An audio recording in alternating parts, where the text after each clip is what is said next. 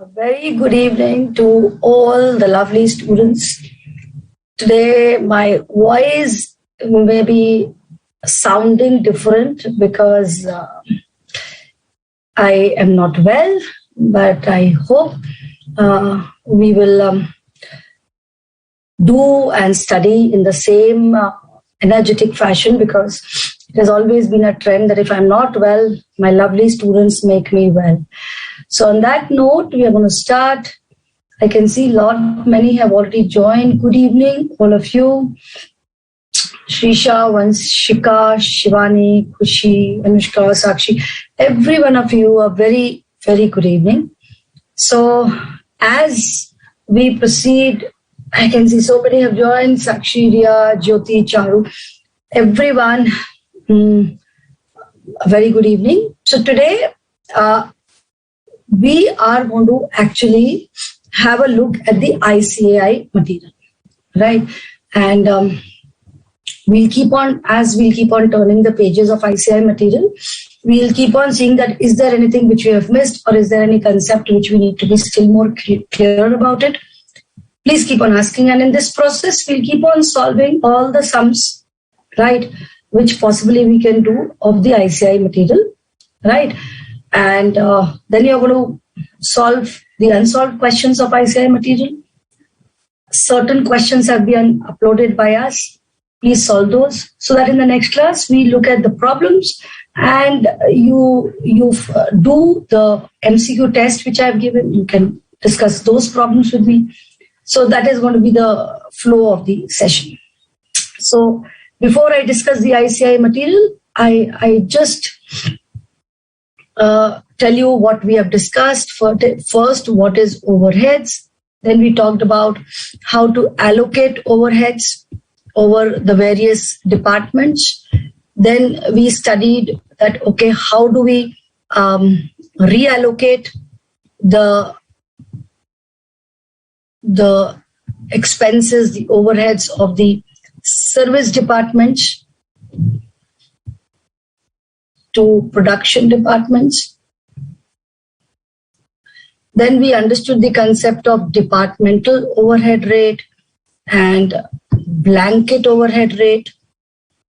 And we said we can have any method, we can have a machine hour, we can have a labor hour, we can have any method which suits us most for the purpose of absorbing the overheads. And then we tried to understand the concept of under and over absorption of overheads. So this is all what ICAI expects from you, right? We discussed each and every aspect in the last class, right? Today, we are going to turn the module. Okay. So I share the screen again with you, and this time it's going to be the ICAI material. Okay. So this is the ICAI material, overhead absorption costing, right? We'll start going through the pages. ICAI says that what is it that we are going to talk about? They say we are going to discuss that overheads can be studied as production overheads, administration overheads, selling and distribution overheads. Friends, the accounting part of it, you will really understand well whenever the faculty, I will not be taking up with you guys, but whoever will take up, he will discuss the accounting part of the overheads, that how we are maintaining the accounts and how we are absorbing overheads. I will just give you a small idea, but in detail you will understand when you will do that topic. So the things will become, absolutely crystal clear for you guys. So here, look at the line which they use. Overheads are also very important cost element along with direct material and direct employee. This is one line. Then look at what they say. Overheads represent expenses that have been incurred in providing certain ancillary facilities or services which facilitate or make possible the carrying out of production.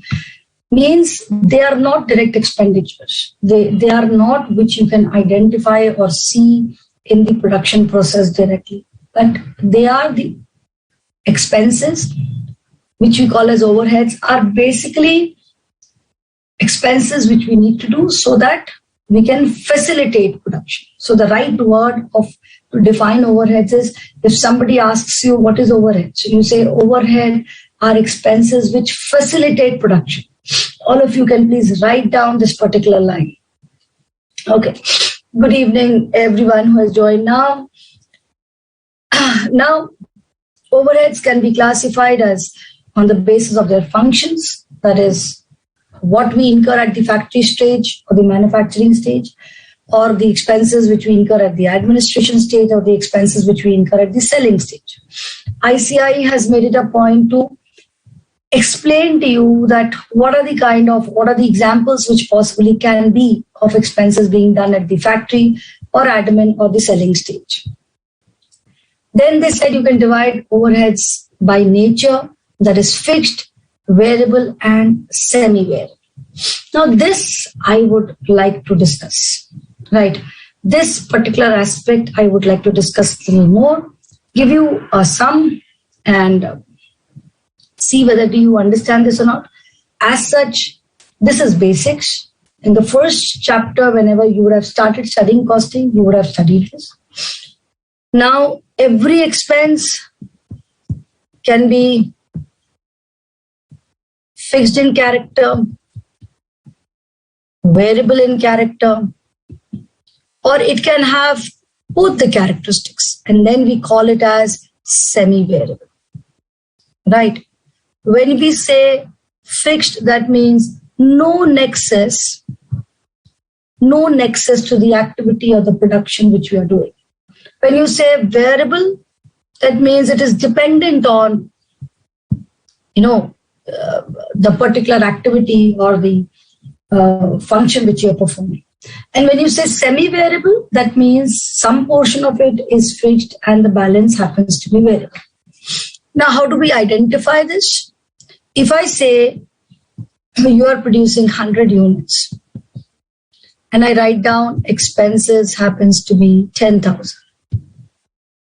And if I say you produce 500 units, expenses still happens to be 10,000, right? Then I say nature happens to be fixed. Why? Because whether you produce 100 units or you produce 500 units, the expense do not change. That means it is the nature of this expenditure happens to be fixed.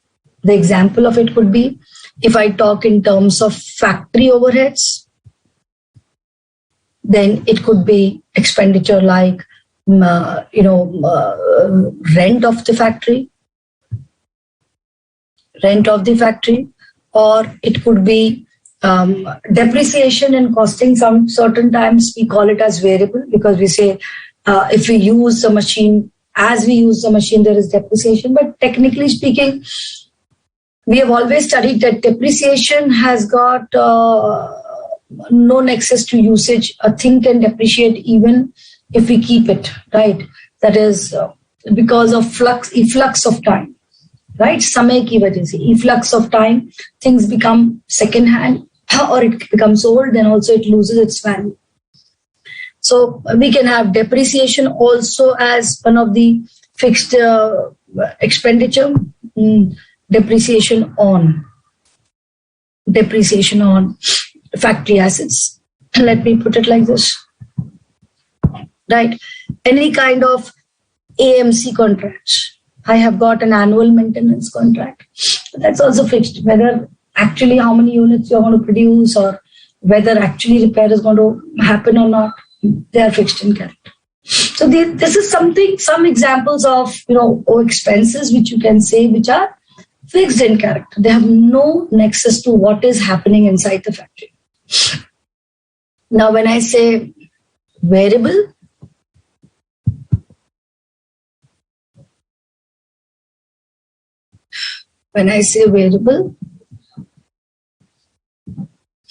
then say if I produce 100 units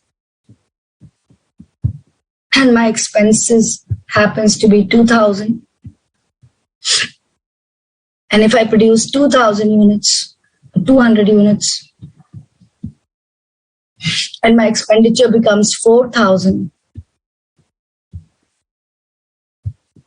Then you say, ma'am, this expenditure happens to be variable in capital. Why? Because 2000 divided by 100 gives you how much? 20 rupees per unit. So if you produce 200 units, 200 into 20, 4,000. The characteristic of a variable cost is that it is constant per unit. I repeat, the characteristic of a variable cost is it is constant per unit.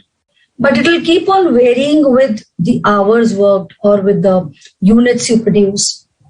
So you need to understand that when I use the word variable, that means it is dependent on something, right? As I showed you in this example. And when I say semi-variable, then how do I find it out that it is semi-variable? Say for 100 units, if your expenditure happens to be 3,000, and if you produce 200 units and your expenditure happens to be 5,000, then you say, madam, if it would have been fixed, then for 100 units, if it is 3,000, then for 200 units also, it should have remained 3,000. So this is not fixed. If this was variable, then for 100 units, if it is 3,000, then for 200 units, it should have been 6,000. But it is not 6,000. That means this expenditure is neither variable, neither fixed. In fact, if I try to define it, it is something like this. Some portion of it is fixed and then it becomes variable. So how do I find it out? I say difference in cost is 2,000. Difference in units is 100. Why does a cost change? All of us know it only changes because of variable element. That means per unit variable cost would be 2,000 divided by 100, 20 per unit. So let us check out what is the fixed part. At 100 units, total cost is 3,000. Variable cost is how much? 20 into 100, 2,000. That means fixed cost would be 1,000. I hope everybody knows total cost is equal to fixed cost plus variable cost. Yes, let us check it out. At 200 units, total cost is 5,000. Variable cost is how much? 200 into 20, which is 4,000. So fixed cost is how much? It is 1,000. So I hope everybody understands the concept of fixed, variable and semi-variable. Now, by the time you are answering me whether you have understood, because all this you would have already studied when you would have studied your chapter number 1 or 2 with respect to cost accounting. Let's see if there's any question. Thank you so much, Harshita. I'm just afraid I don't have COVID. That's what worries me. Anushka, I will discuss the answers of MCQ only in the next class, right? Because we uploaded it today. So I won't discuss the MCQ questions today. Last time also Shrisha asked me. So it's like today we'll finish up the institute material. Then I will discuss it. Ma'am, in the assignment uploaded, it is incomplete. Will you put Shrishti? I will look into it because I don't think there is anything which is incomplete, but I'll still look into it. Ma'am, primary packing, Manish, okay. Ma'am, primary packing should be direct material now. In book, it shows as indirect material. No, Manish. See, what do you mean by direct material? Direct material means, for example, let us take up the example of chocolate, Manish. So if I make, what you can say, a chocolate, if I make chocolate, then what are the direct ingredients for making that chocolate? It will be I don't know how do you make a chocolate, but the direct ingredients would be the cocoa or the sugar or the cream which you add. That should be the direct material. Now, after the chocolate has come into existence, then I need to pack that chocolate. Why? Because I need to send that chocolate outside. Now, here the question is, the chocolate has come into existence, right? But now the chocolate cannot be sold till the time I do a primary packing on it, right? Now, the primary packing, without doing a primary packing, I cannot sell the good. So primary packing becomes the cost of the chocolate. Means if somebody says that what is the cost which I need to add up in order to find out the cost of production of that chocolate, then I will add up that primary packing, because without that primary packing, the good is not fit enough to be taken out. Okay, so it will be added as a cost of production. It will be a part of cost of production. But the secondary packing, the blue pack which we do over it, I may avoid it. Right, so that's known as secondary packing. Right. So is direct material or indirect material? Direct material, when I say, or the material is which we are talking about, is without which the production cannot happen. So I think Manish, I've answered your question. Right. Manja, good evening, ma'am. Some of the I'll have to see then what is uploaded, because they are not incomplete, Manja. No. Abhishek, ma'am, because of fixed or variable costs, we enjoy economies of scale. Yes, Abhishek. It's like till the time you don't reach your optimum, your fixed cost per unit won't be lowest. So we always tell that you need to work at your maximum or your optimum so that cost per unit becomes lowest. And when fixed cost becomes lowest, then only you start getting economies of scale. Okay. Okay, Manish, I've answered. Good evening, good evening, good evening. Understood, ma'am. Stay safe. Yes, Shushi. I am suffering from cold, cough, and fever. Okay. So I think this part is clear. So we understand overheads in terms of nature. Now coming up to by element, we call it as indirect material or indirect employee cost. Employees, material which do not normally form part of the finished product are known as indirect material. So stores used for maintaining machines, lubricants, cotton waste, stores used by service department like powerhouse, boiler house, canteen, they're all indirect material. So who asked me this question? Manish, look at it. Here, look at it. Primary packing, they are not calling it to be an indirect material. It is a part of cost of production, right? Indirect employee cost, indirect expenses. Now, coming up to control, if we talk about expenses or we study overheads in terms that whether we can control them or not, then what is controllable is something on which we have a direct influence. Like, by if the supervisor is definitely in control of the workers who are working. So a supervisor should always look into the fact that material is not wasted, or, abnormally we do not waste. We can always control it. A non-controllable overheads would be like, how do I control rates and taxes? Right? Interest on borrowings, I do not agree, because interest on borrowings is a finance cost. Right? So this I do not agree. Interest on borrowings is a finance cost. We do not consider it a cost. Okay. Now, advantages of classifying overheads into fixed and variable. I don't think we need to do that, because we divide between fixed and variable, because then only we are able to find out per unit cost. So they have given us an example. Suppose in October, the output of a factory was 1,000 units. Fixed is so-and-so, variable is so-and-so, semi-variable. They have given 6 lakhs and 40% is fixed. So now they say if you want to produce 1,200 units, and I know I need to make up a cost sheet, I can do it, because this fixed cost 5 lakh will remain 5 lakh. Variable will change because if it was 4 lakh was for 1,000, then how much will be for 1,200? I can calculate. Semi-variable, 40% of 6 lakh, 2 lakh 40 will remain fixed. The balance we can vary and find it. So basically, understanding the overheads on the basis of fixed and variable helps me to take up a decision, helps me to price a product. Okay. Now, accounting and control of manufacturing overheads. As I said, this you will understand it better when you will be studying the accounting system of overheads. But still, I would like to explain you a little bit what it means. So I'm giving you a small example. Now, please, all of you understand. Imagine this is the production.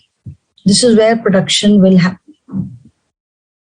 Now, what do you need for producing? You need material, direct material. You need direct labor. You need direct expenses. Okay. All this goes into production, but there are a lot of indirect material, indirect expense, indirect wages, and all this we technically call as overheads. Yes or no? If the material is not for production, right, but it is for the purpose of, repairing it, or for the purpose of building up the material to make it, appropriate enough to store the good or whatever. Now that material is an indirect material. If you're paying the workers who are not directly involved into production, but there are so many other workers engaged into various other activities which are happening inside the organization, somebody taking care of the accounting part, somebody taking care of the selling part, somebody acting as a supervisor. If you pay wages to them, they are indirect wages and they are also overheads. Any kind of indirect expense, repairs, maintenance, anything, they are all indirect expenses. Now, all these overheads, which we technically call, we need to absorb these overheads on these production units, which we have already discussed. So what could be the methodology for absorbing these overheads? For example, all overheads happens to be 1 lakh. And you decided, or your budgeted capacity was to work for 10,000 hours. So that means 10 rupees per hour. 10 rupees per hour was the overhead absorption rate, right? Now you actually work for 9,000 hours. Then how much overhead you're going to absorb on production? You're going to absorb 9,000 into 10. 90,000 expenditure you're going to absorb on this production. Now this production department will have material cost, will have labor cost, will have direct expenses cost, and it will have overheads. Now we'll total all that, divide it by number of units, and we'll get the per unit cost. Now, how do I account for it? Very simple. For example, if I make a production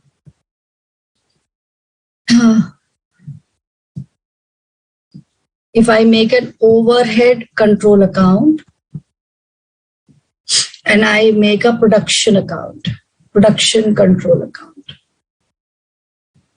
Now, whatever overheads that you incur by cash, or you can say cash ledger control account, you'll understand what I'm writing, or wages account or whatever.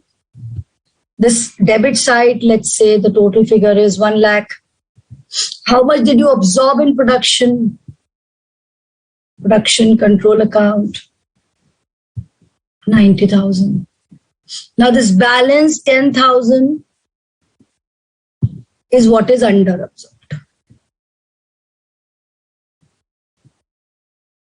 What we are going to do with this I'll tell you today. Now in this production control account, we'll have direct material, we'll have direct labor, And we'll have this overheads which are absorbed 90,000. And from here we'll get finished goods. So it is nothing but presenting the cost sheet in the form of accounts. I repeat, you will be able to understand this better when you will be doing your chapter cost accounting systems, right? Okay. So I go back to the PDF. So they're discussing about overheads. They're talking about cost allocation and apportionment. We talked about it. Absorption, once overheads are allocated, apportioned, reapportioned, and after that we need to find out an overhead recovery rate, which is known as overhead absorption rate. So we come here, steps for the distribution of overheads, right? Estimation of overheads, allocation of overheads, apportionment of overheads, reapportionment of overheads, and absorption. Look at the beautiful diagram which ICAI has made. They say first step is we need to identify the overheads. Then we need to allocate these overheads on the cost centers. What is a cost center? Where we charge the expenses. After we have allocated the overheads, we are going to reapportion these overheads on the overheads of the service department to the production department.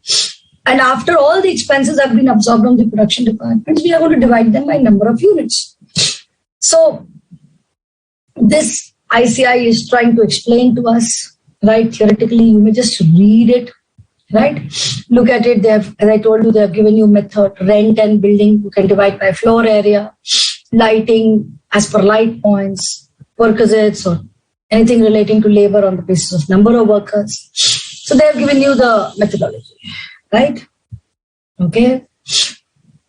Now, look at this. Allocations deals with the whole item of cost which are identifiable with one department. For example, indirect wages of 3 departments are separately obtained, and each department will be charged by the respective amount of wages individually. Allocation is a direct process. That means this particular expenditure belongs to this department. That's known as allocating. Apportionment is the common expenses. Now, common expenses will have to be apportioned. So the difference between allocation and apportionment. So allocation is, if there are 3 departments, department 1, we know that, okay, this is the indirect wages of department 1. Now, this is not a general expense which needs to be apportioned. If you remember in the last class, I said I was always using the word, this is the common thing which needs to be divided. Now, how do I divide? I'll have to divide it on the basis of floor space or light points, anything to which it is most akin to, right? This is what ICAI is trying to explain. Okay, then they are telling us different methods of reapportionment. We have done all that. Can we go up to the sum? Right.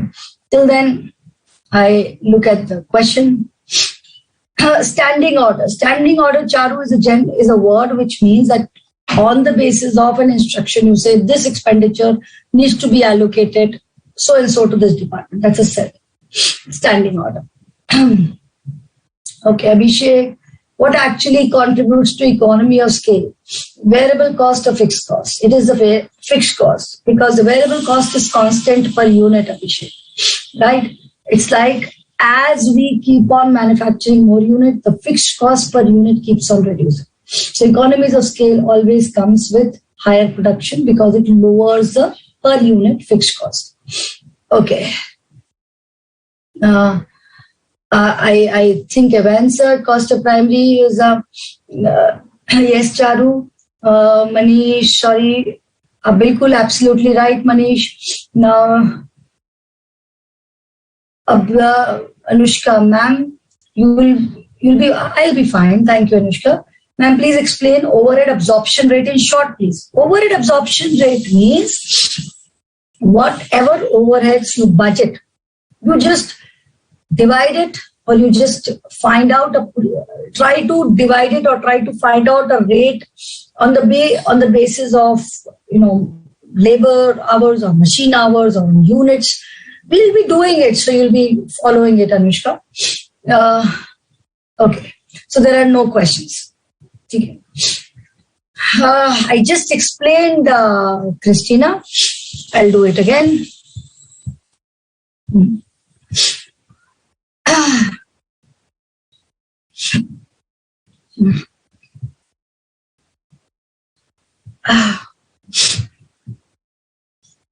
Look, in every manufacturing business, expenses are incurred on direct material, direct labor in respect of several jobs or other units of production. Incurrence of these expenses are authorized by production orders or work orders. The term standing order denotes sanction of indirect expenses under different heads of expenditure. So what does that mean? I give you a standing order that so and so much of expense needs to be charged to XYZ department. Now that's known as a standing order, right? Okay. So I hope I'm clear.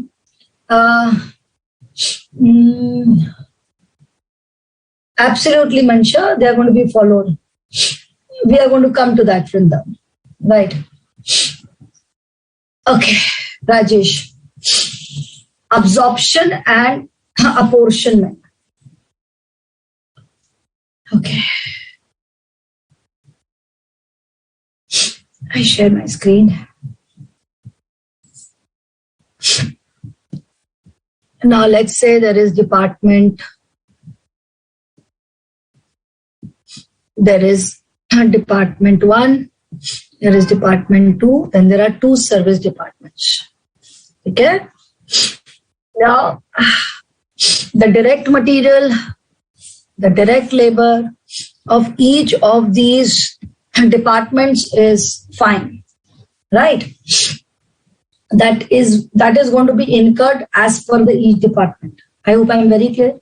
Her department के खुद के जो material और labour expenses होंगे वो तो उस department में है ही, ठीक है. Now coming up, you are asking me about standing order. Now जो ओवरहेड्स हैं, I may give a standing order. I am the head, right? I may give a standing order that you please divide. Apportionment means divide. You divide to 30% expenditures here, 40% here, 20% here, 10% here. Now this is a standing order. Now what do? I divided the overheads on these departments on the basis of a standing order. This is also technically, instead of a standing order, I could have divided or apportioned these overheads on the basis of things to which it was most akin to, like rent on the basis of floor space, electricity on the basis of light points, indirect wages on the basis of number of workers. I hope I'm clear. So you may give a standing order that you please divide the overheads like this, or you may make an overhead analysis sheet, which we are going to do now, right? So I was wanting to do it, but before that only questions are coming up, so I thought let me do it. Okay, I hope I'm clear. Now, once you have apportioned, what do? You reapportion. You divide the expenditures of the service departments over the production department. Now, this you can do it direct method or step ladder method or equation method, depending on what is the information. Once the expenses have been divided, now all expenses come on this D1 and D2. Now, when you divide this by number of units or hours, depending on what you want, then this is known as absorption of overheads. So, am I clear?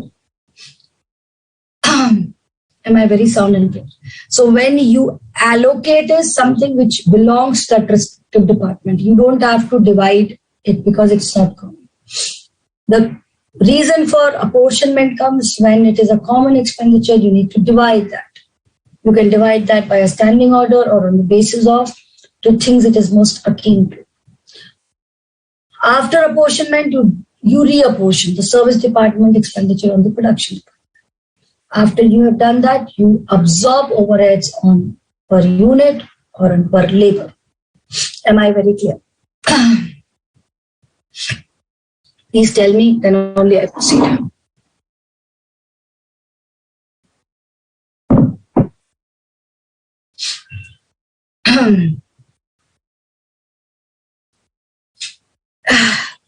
Yes, Sahil, you can divide it on that basis. Okay, thank you so much. Right now, so now since you say it is clear, I move further and I would like to now do sums. Okay, look at it. X Limited has 3 departments and 4 service departments. Expenses have been given to us. So the 3 departments, already their expenses have been given. Now there are service departments whose expenditures are given. And they have given us some information. Now you tell me, the stores department, 4 lakh, you will divide it on what basis? It will be divided on the basis of value of store requisition. Can you see that? Okay.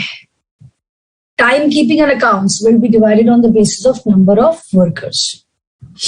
Power, you can do it on the basis of horsepower of machines. Canteen, again, you can do it on the basis of number of workers. Right? So look at it, what they did.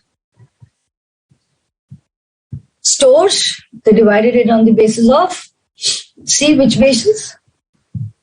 2.5 is to 1.5 is to 1. 2.5 is to 1.5 is to 1, or ICAI did it as 5 is to 3 is to 2. That's as good as 2.5 is to 1.5 is to 1. Okay. Now, okay. Timekeeping, they divided it on the basis of number of workers. Power, they divided on the basis of horsepower of machines. And canteen, they divided on the basis of number of workers. This is known as analysis or overhead analysis sheet. Now here there was no standing order. Here you divided or you can say apportion the overheads on the basis which was given to you. Right? Then they give us step method. Right? Look at this sum. There are 2 production departments and there are 2 service departments. Right? Now look at it. X renders services to Y, A and B. A and B happens to be production departments. And X is a service department which is rendering services to Y also. And Y is a service department. It is not rendering services to Y. It is only rendering to A and B. So if you have to allocate, what will you do? You will divide expenditure of X, that is 2 lakh, in which ratio? 25 is to 40 is to 35. And then whatever will be the expenditures of Y, you will divide it between A and B. Look at this. So they first divided the expenditures of X. After that, the total expenditure of Y becomes 1,50,000 plus what it got from X. And then it divided it between A and B in what ratio? In the ratio which was given to them. That is 4:6 or 2:3. Any problem? No. Reciprocal is simultaneous equations. Right? Okay, let's look at it. Illustration 3. There is a service department. There's a boiler house. There's a pump room. There are 2 production departments, 2 service departments. Now, one method of doing it could be, we can do repeated distribution or we can do linear equations, right? Whatever you want to do. इसका size थोड़ा सा चलो रहने दो. Okay, if I want to form the linear equation, what I can do? I can say B is equal to how much? B is equal to 3 lakh, sorry. B is equal to 3 lakh plus how much? 50%, or you can say 0.5 of pump room. And pump room happens to be how much? Pump room happens to be 60,000 plus 0.05 of boiler house. Now, if you want to solve this equation, we can do it like this. B is equal to 3 lakhs plus 0.5. Instead of P, we can write down here 60,000 plus 0.05 B. Yes. Now we'll get everything in terms of B and we can solve it. Yes or no? Okay. So we do it and let us see what they have done. B is equal to 3 lakhs of its own and 0.5 of B. P is equal to 60,000 plus 0.05 of B. They solved the equation and they found out P. Right? Once they found out P, they can always find out S. Boiler, sorry.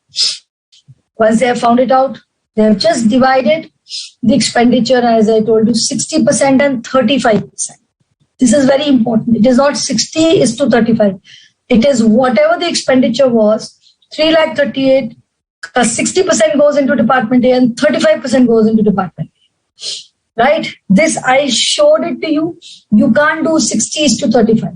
You will have to do whatever the expenditure is, 60% of it and 35% of it, because there is overlapping of expenditure. This I had actually explained it to you. Right? With some you are doing. Okay. Thank you, Jyoti. Right? Now, the second method could be trial and error. Trial and error means you keep on distributing. Can all of us do this illustration 4? Sans Limited is a manufacturing company having 3 production departments, A, B, and C. Yes. Ma'am, check my query. What is your query?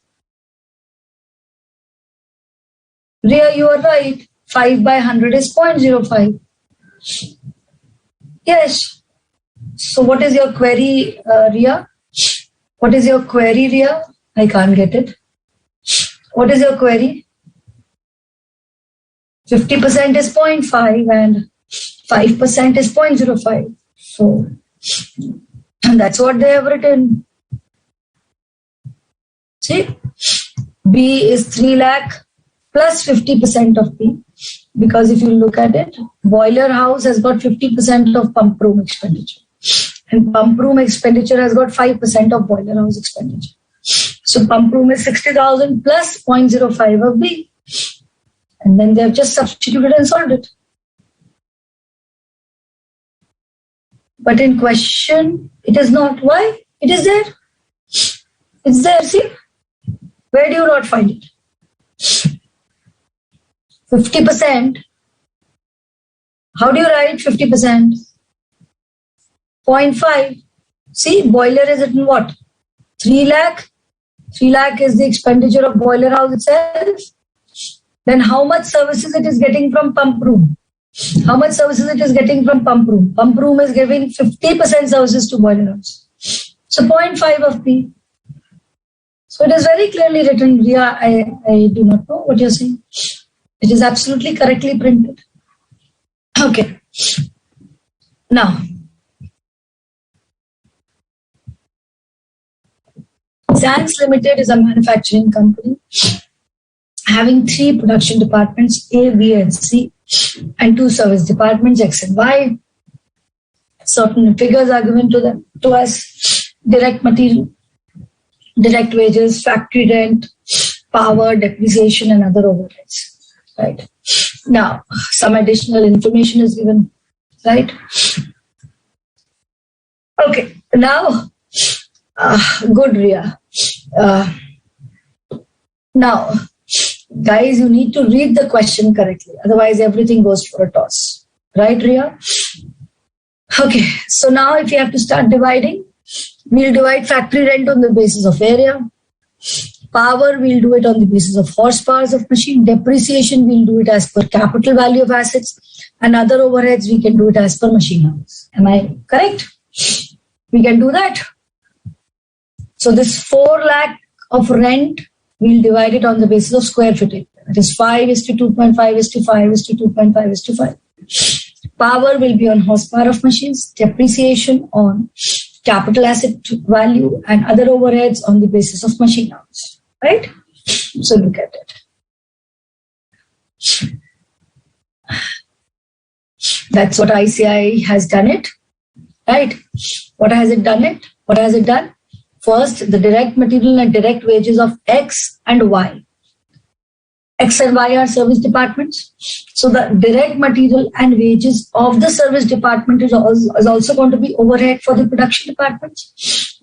That is why the wages and material of X and Y material department, they have written material. Any problem? Then they distributed the factory rent. They distributed the power, right? Power expenditure, what they do? They did horsepowers into machine hours. Why did they do that? Because here it is only given horsepower.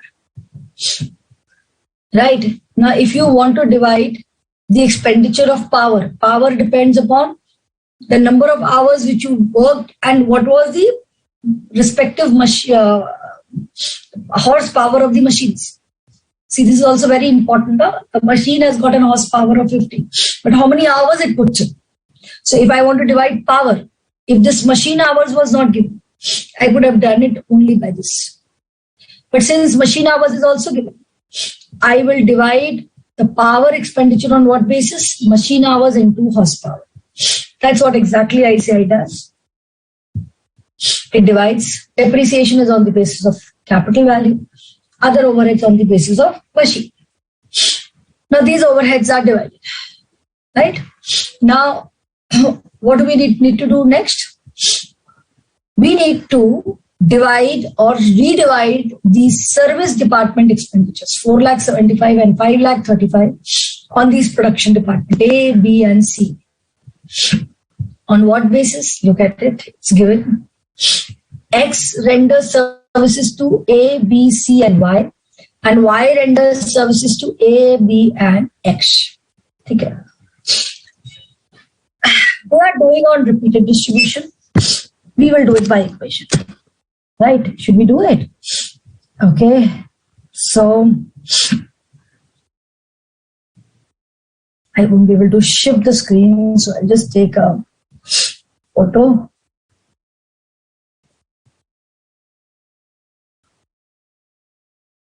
So that I know the services. Okay. Now, so now let me do it by linear equation. Okay. Let's form the equations. So there are two departments, right? Two service departments. So X, the total value of X is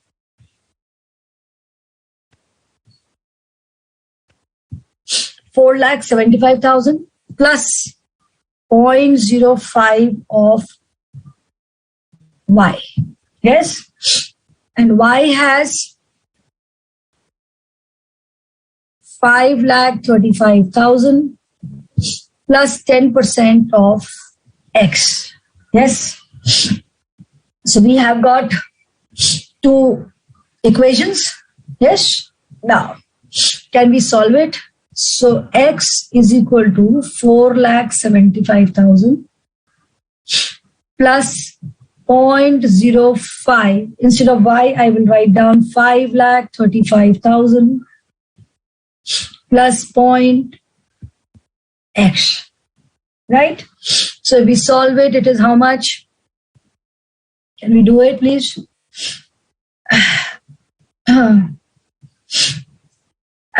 It is going to be how much? 0.05 into 5,35,000.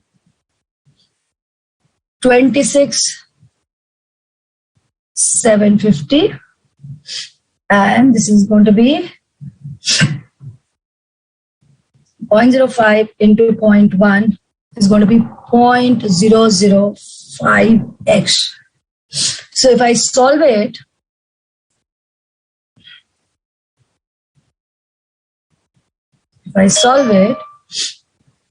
X is equivalent to 4,75,000 plus 26,750. This is 5,01,750 plus 0.005x. Can we transfer this 0.005x that side? So 1 minus 0.005, it is 0.995x is equal to 501,750. So can we find out the value? 501,750 divided by 0.995.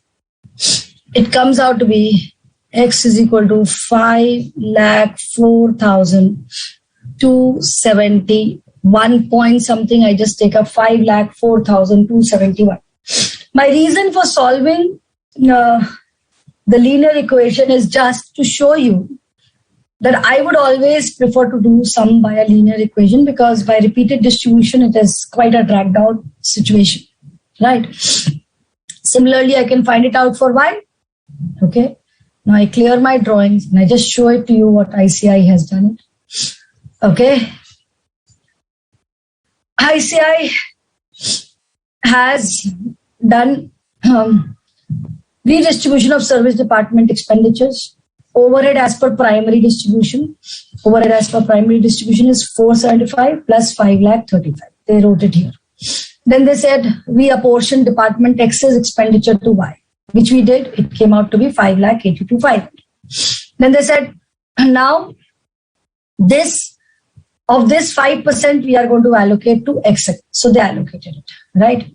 Then again 10% of this they allocated it to Y. Okay. Then again 2913 ka 5% they did it here.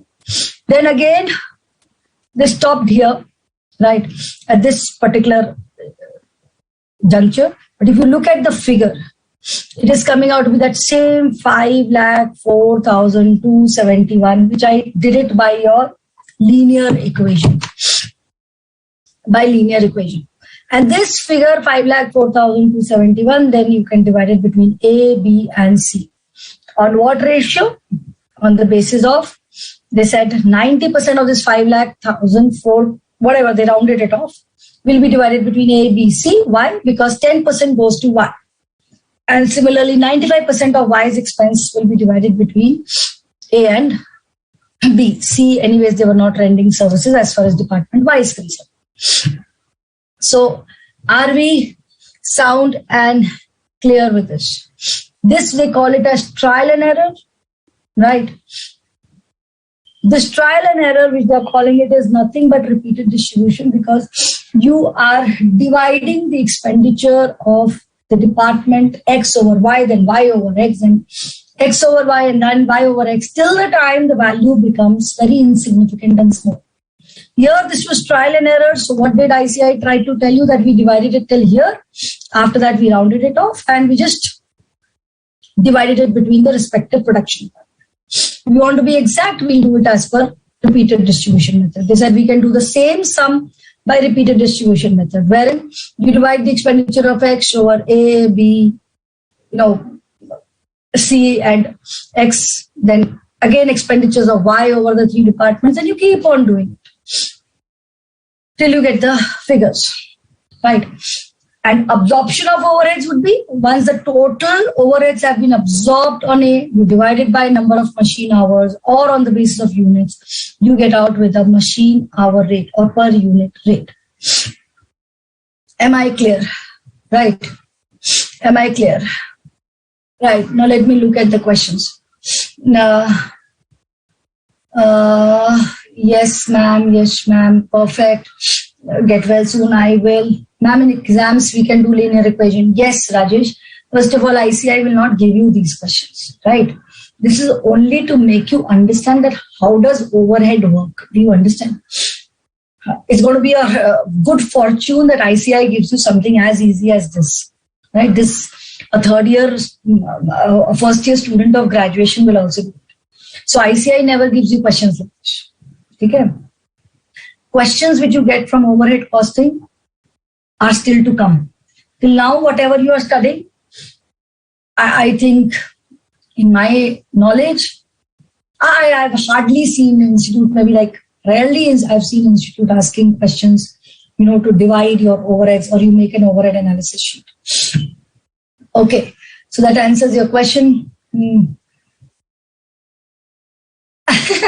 Oh, Shivani, ma'am, wow, we are more intelligent. Why do you write this now? We are not more intelligent than ICAI, Shivani. It's like you derive methodology to understand that what we are actually doing. Once you understand that concept, you understand that every process leads you to the same thing. Ma'am, if they said to solve it by, I think I've answered you. Okay, ma'am, trial and error method repeated seems impractical. Practically, yes, Abhishek. They're impractical, right? Anybody will do linear equation. If at all you have to do it. Now, I think everybody understands. Yes, Shivani, it is very, very exhaustive, right? Now, what kind of questions will come, Charu? I'll tell you what kind of questions. So till now, whatever we have studied, the questions that can come to you can be, if you're lucky enough, you can get a question of analysis of overhead sheet. Otherwise, I don't think any direct question comes from whatever we have studied till now, because this is basics, right? So let's move forward. Now they said now overheads need to be absorbed, because if you don't absorb overheads, how do you get the cost per unit? Now ICAI is explaining you all this, right? Whatever we have discussed. Yesterday we said you can absorb overheads on the basis of direct material, direct labor, prime cost, labor hour, machine hours per unit, whatever suits you the best, right? So they have told you different methods, right? You can absorb overheads on the basis of direct material. You can absorb overheads on the basis of prime cost. For example, they have given factory overheads 90,000. You want to absorb it on the basis of direct material, it will be 90,000 divided by 2 lakh into 100. Yes. If you want to divide it on the basis of prime cost, it will be 90,000 divided by 3 lakh into 100. Right? Now let us see. What is the question say? The percentage of factory overhead to direct material will be 45%. How did they come to know? 90,000 divided by direct material into 100 is what? 45%. 90,000 divided by 2 lakh into 100 is 45%. If you want to do it as a percentage of prime cost, it will be 90,000 divided by 3 lakh, then it will be 30%. So if you want to value something, so for example, you have a job and it says that material cost was 10 and labor cost was 7,000. And if you are absorbing overheads on the basis of material, then how will you do it?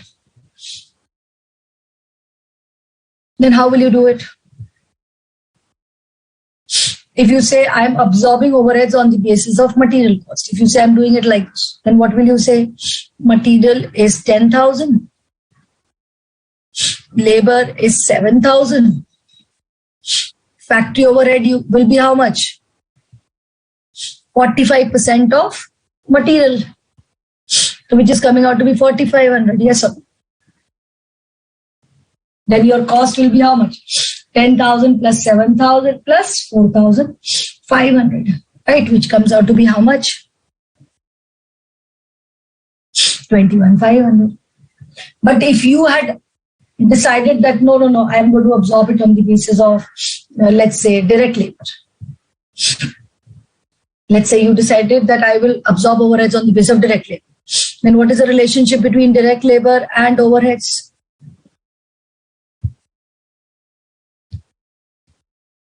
It is 90%. Yes. Then what you would have done? Then direct material happens to be 10,000. Direct labor happens to be 7,000. Overheads would be how much? 90% of this. 90% of this is going to be how much? 6,300. Then your value would have been how much? Your value would have been 17,000 plus 6,000.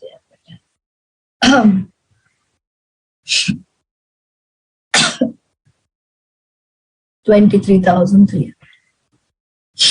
If you have absorbed it on the basis of prime cost, then it would have been how? 30% would have been the ratio, then this figure will change. End of the day, what I'm trying to emphasize is whatever method of absorption you derive, with that your costing will be depending. If you have absorbed on the basis of material, then your total cost of a product may come out to be this much. If you were doing it on the basis of labor, it may turn out to be what I did it. If you do it on the basis of prime cost, it may come out to be this much. Now, what is the most exact methodology? Which one is the best? Will depend upon your acumen. It will depend upon your understanding of your own business. If you think that overheads vary with respect to material, then you should absorb overheads on the basis of material. If you think your overheads vary with respect to prime cost, you should do it like that.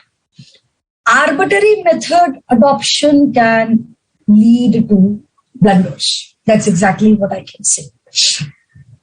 Okay, so they have given you reasons. You can just read it out, right, and understand. Then they have given you can do it as per labor cost.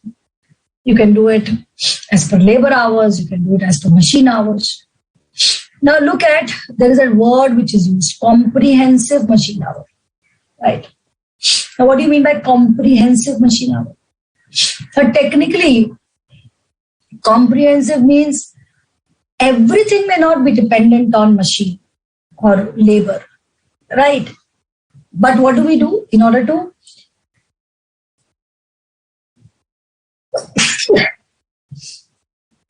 ease out our work? What do? We just divide all the overheads on one particular pattern. Just a second.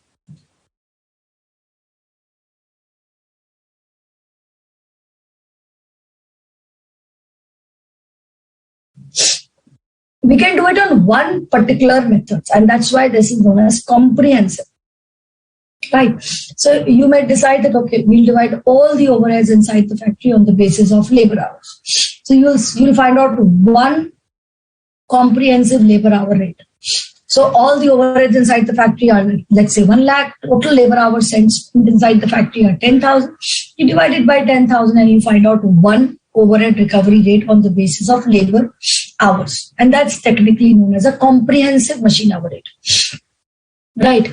So they are saying, it will be obvious, however, that in addition to expenses stated above, there may still be other manufacturing expenses like supervisors' charges, top cleaning, lighting, consumer, which are incurred from a department as a whole, hence not charged to any particular machine or group. In order to see that such expenses are not left out of production costs, one should include a portion of such expenses to compute the machine hour rate. Alternatively, the overheads not directly relating to machine may be absorbed on the basis of productive labor hours or any other suitable method.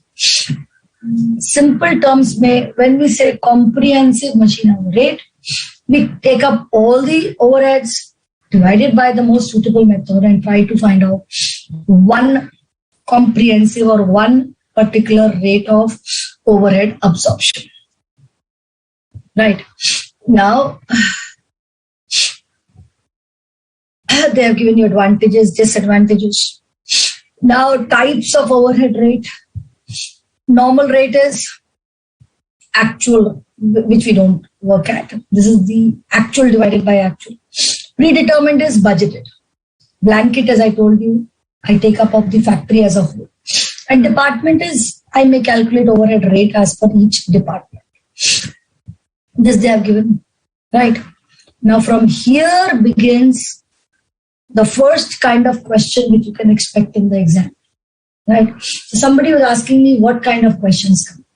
So this is the first kind of question which you can expect in the ICAI examination.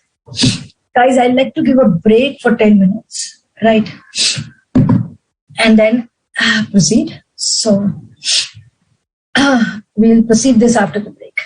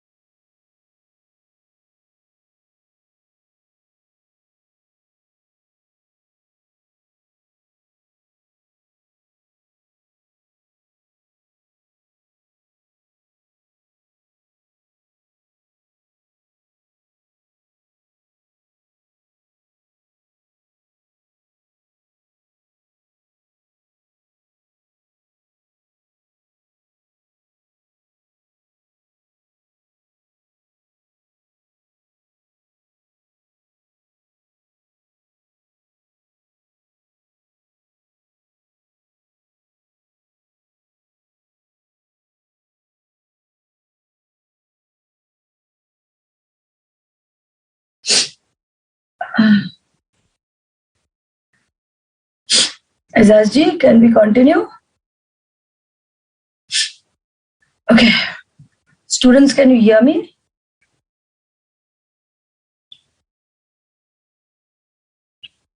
Okay, thank you. Thank you. Okay, now. Okay, so now, for all those who are asking me, what is comprehensive machine hour rate? So,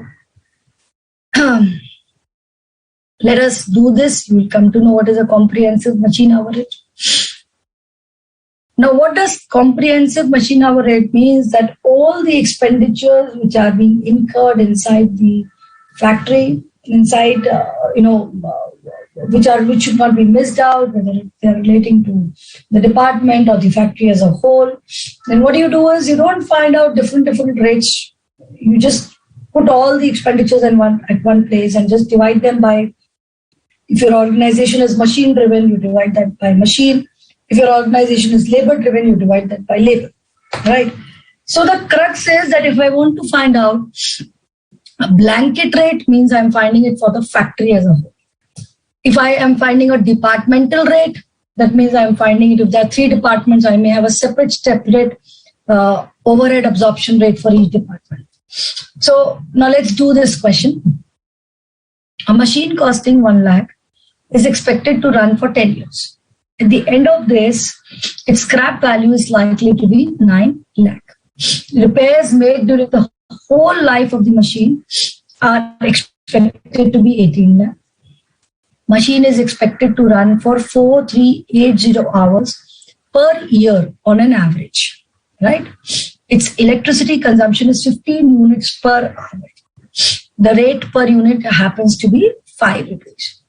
Machine occupies 1/4 of the area of the department and has 2 points out of total 10 of the lighting points. Foreman has to devote 1/6 of his time to the machine. The monthly rental of the department is 30,000 and the lighting charges amounts to 8,000 per month. The foreman is paid a salary of 19,200. Find out the machine hour rate, assuming insurance is 1% per annum and expenses on oil, etc. happen to be 900 per month. Now guys, we'll not see what ICAI is doing. We'll try to do it ourselves. As I told you, what do you mean by finding out a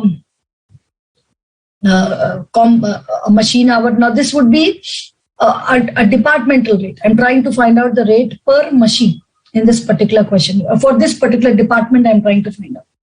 Right? So what do? I put all the expenses at one place. I'll divide it by the normal expected hours. Right? I can't do it by maximum. I can't do it by minimum.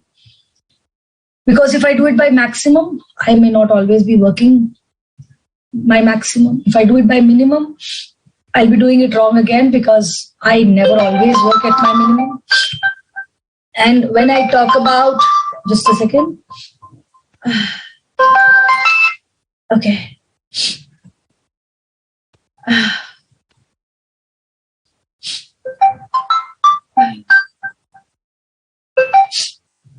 Okay, now guys, we need to understand that we needn't always go in as per our maximum or minimum. We'll always go as per our normal. Why? Because when I say maximum, I would not always be working as per maximum. Minimum, I would always not be working as per my minimum.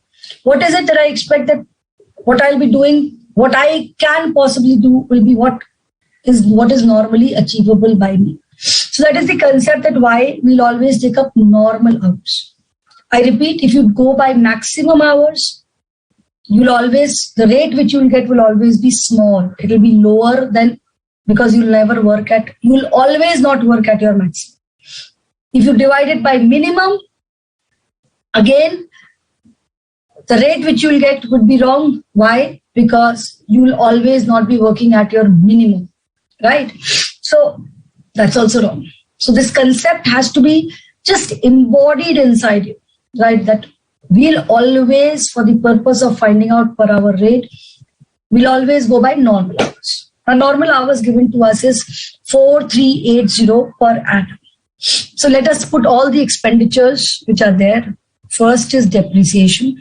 Please look at it. I'm not dividing between fixed and variable. I'm just putting the expenditures. Machine costing how many? It is 100. Okay. It is 100 lakh and it's going to have a scrap value of 9 lakh. So can I find out the depreciation for 1 year? Can I find out the depreciation for 1 year? Okay. Minus 9 lakhs. So 91 lakh divided by 10 years. So that means every year depreciation happens to be 9,10,000.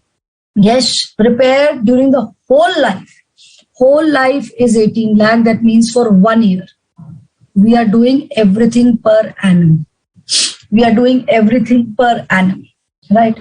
So 18 lakh divided by 10 will be 1,80,000. Then electricity is 15 units per hour. This is already per hour. Machine occupies 1/4 area of the department and has 2 points out of the 10 lighting points. Monthly rental of the department is 30,000. Now, departmental rental is 30,000 per month. That means for 12 months, it is going to be how much?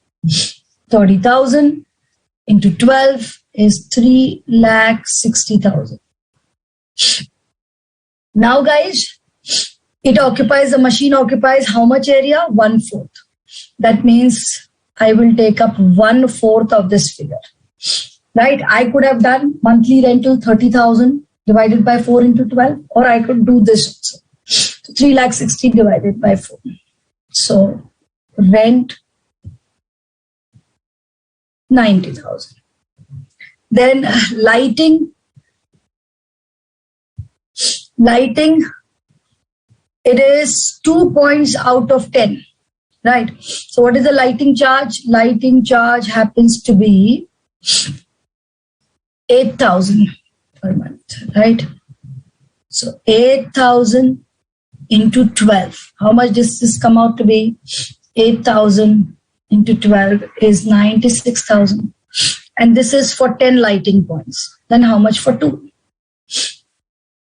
So into 2 divided by 10, it is going to be 19,200. Can you see what I'm doing?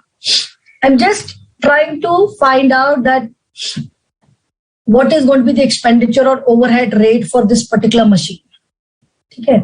Next is they have said foreman devotes 1/6 of his time to the machine. So what is the foreman paid?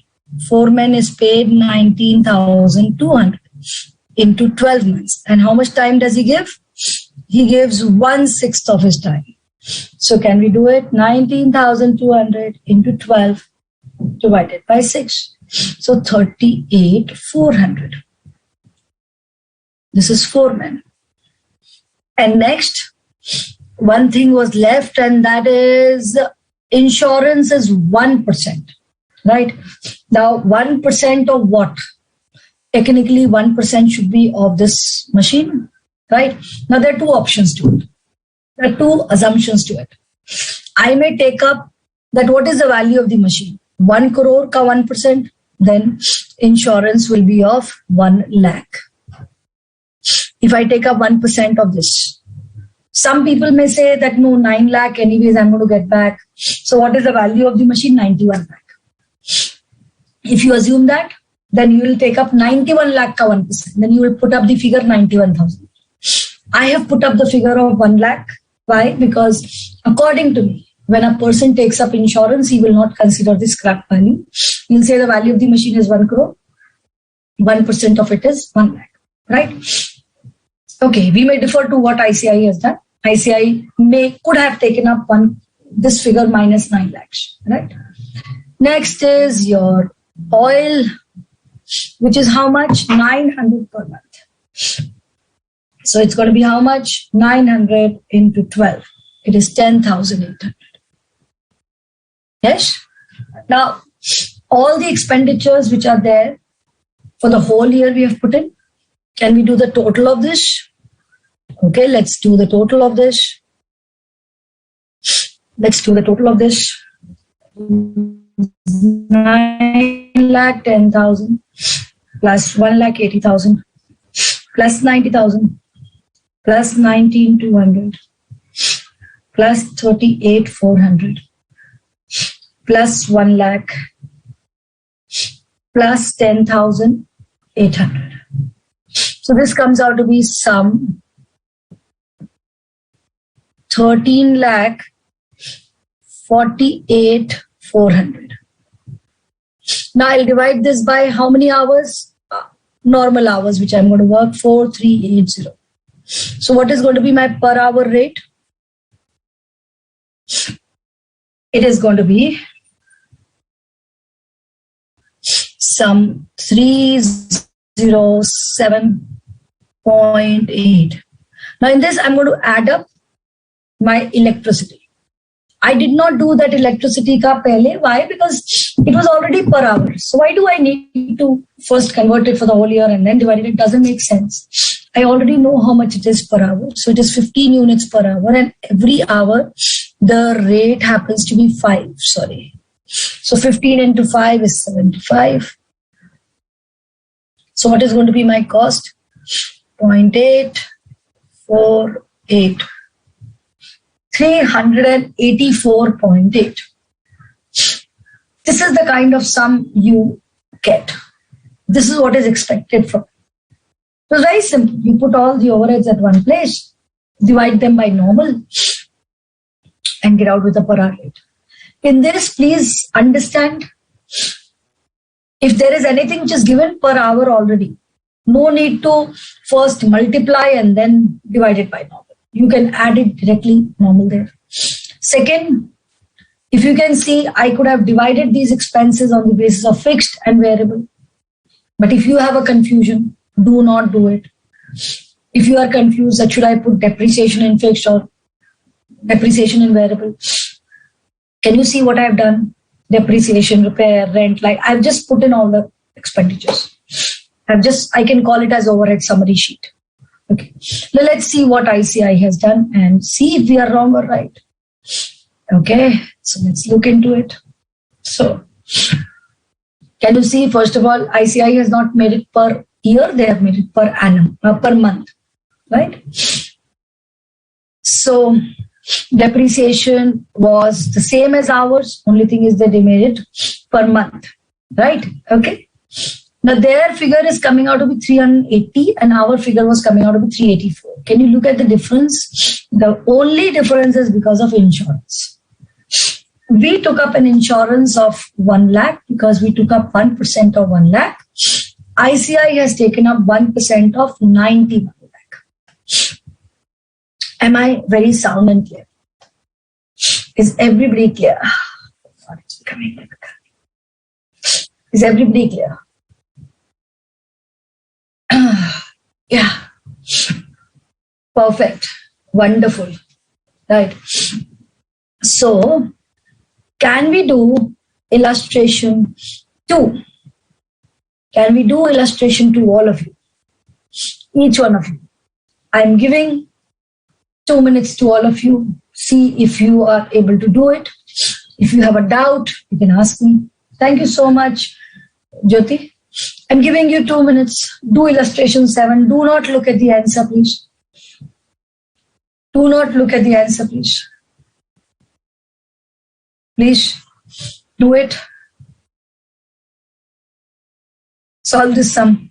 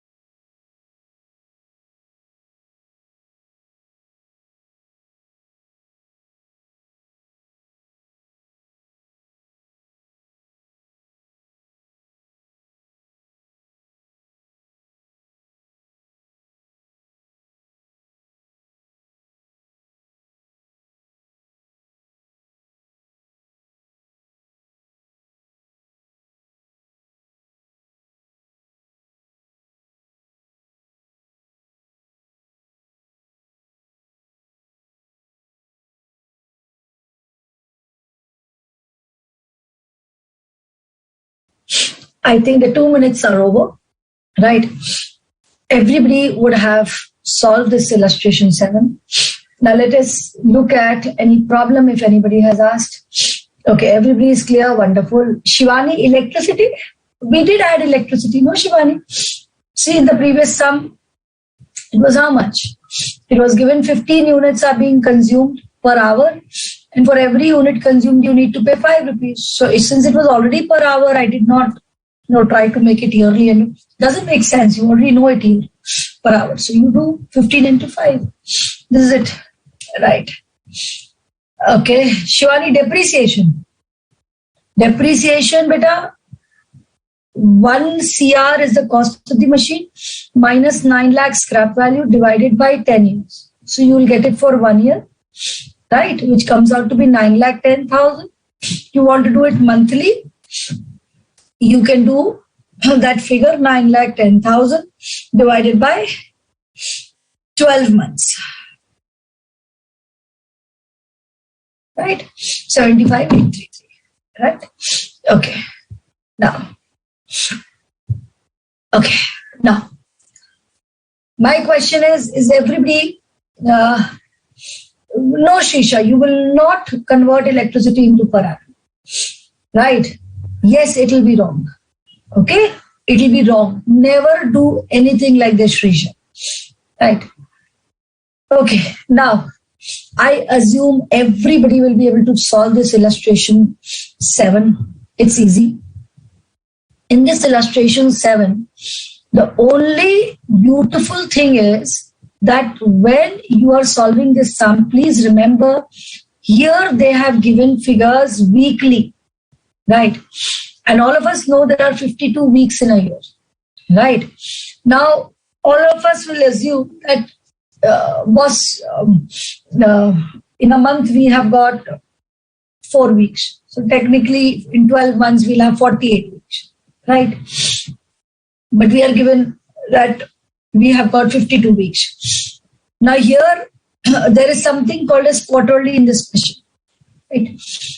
When you solve the sum, you will be able to understand it better, because here when ICAI is trying to do it, there will be a problem with only this respect. 13 4-week period. How this 13 4-week period has come out? 13 fours is how much? 13 into 4 is 52. So when you talk about weeks, please understand, in a month there are 4 weeks. So as such, if we say it is 12 months into 4 is 48 weeks. But technically all of us know in a year there are 52 weeks, right? This is it. So this is one thing which is very, very important, right? Sushil, dear ma'am, great salute on behalf of me, because due to cold, cough and fever, still you are doing our class with patience. That's great. Thank you very much. Thank you so much, Sushil, for being so understanding. But the thing is, only thing which you want to learn from me is there is something called as professional commitment. And when we say professional commitment, I could have requested ICAI to say that, okay, I'm not well, cancel my class. But I am not that unwell, not that I will not be able to take your class, right? Because your time has value as much as my time has value, right? And my reason for telling you this thing is, Sushil, first of all, thank you so much, is this examination as chartered accountancy is a holistic examination, wherein you need to understand that if you're studying a subject, you need to study it in a professional manner. Some people just study, try to mug up things, learn certain things, and then they think that, okay, the CA paper we'll be able to crack. But by studying 20 hours a day, only if was the solution for clearing a CA exam, then every second person would have been a CA. CA profession requires few characteristic features, and those few characteristic features includes your commitment towards your own profession, and that commitment is how well do you understand the subject. if you will see my pattern of teaching, I would always try to tell you that why this has happened, or try to relate the two things. You'll get out with the same answer. I try to, even though I'm sitting so far away from you guys, I'm just trying that in whatever possible manner, I am able to tell you or reach up to you people and just drill inside you the concept. I would be able. Anyways, now the second kind of question which you should expect in your exam, which you should, and which is the favorite, is this area. Treatment of under and over absorption. This is the most favorite area for the CA Institute. So Charu, you were asking me, what is it that ICAI loves? ICAI loves asking this, right? Why it loves asking this? Because till now we have understood what overheads are. We have understood that how do we need to absorb overheads. We have understood that what do you mean by allocation. Now allocation is something which relates to a department, so I don't need to do anything. If expenditure is of this department, okay, overhead is allocated to that department. But what happens to the general expenses? What do I need to do? I need to apportion those overheads. How you can apportion those overheads? You can do it by trial and error, or you can do a standing order, or you can actually make an analysis sheet and divide overheads on the basis of, floor space or people or whatever. After dividing that, you'll realize that, overheads have also been divided on the service departments, right? Then what do? You redivide or you reapportion the expenses of the service department on the production department. What could be the method? It could be a simple method. Okay, this service department renders services to this production department. It can be step ladder. It can be hit and trial. It can be repeated distribution. It can be linear equation. Once overheads have been absorbed, what do? We divide them or we absorb them on the basis of units or on the basis of labor or on the basis of prime cost. Whatever method of absorption I use, I should remember that it should be an appropriate method because it will finally affect the cost of the good. Then we try to understand that we can find out an overhead recovery rate, we can find out a blanket rate. It is on us that what do we want to do, depending on we want to have overhead department wise or we want to have a blanket rate. We want to have a comprehensive rate for everything put together. Right. Then we learned that for the purpose of finding out a machine hour rate or comprehensive rate, we should divide all our overheads on the basis of the normal level of activity. This is it. And now we come up that now we have determined an overhead rate. We have absorbed the overheads.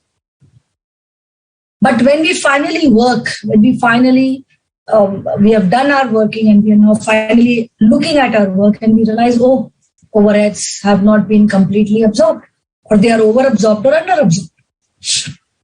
Over-absorption can only happen if I work more than what I decided to work. So that's fine.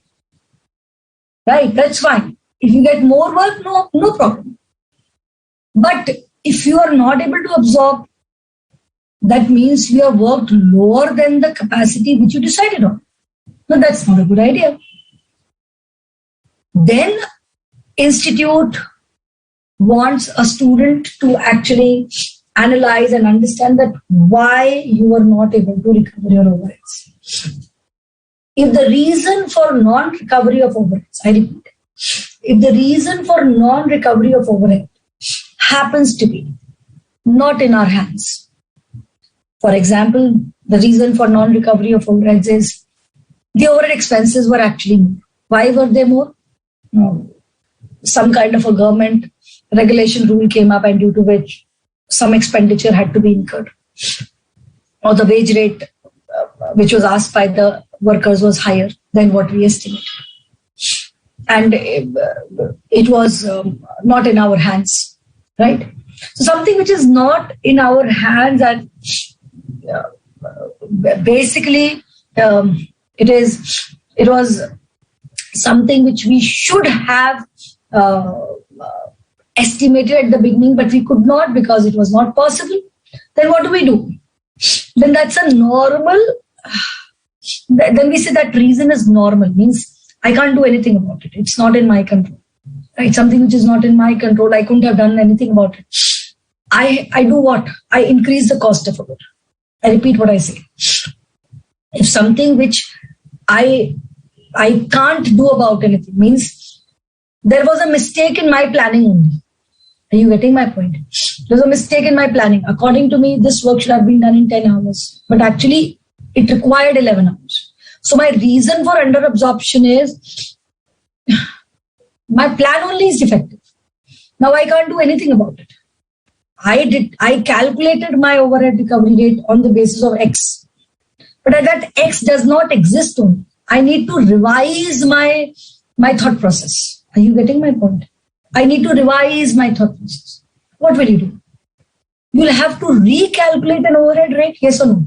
So if you had earlier calculated an overhead rate to be 10 rupees per hour, and you realize, no, I should add 1 more rupee.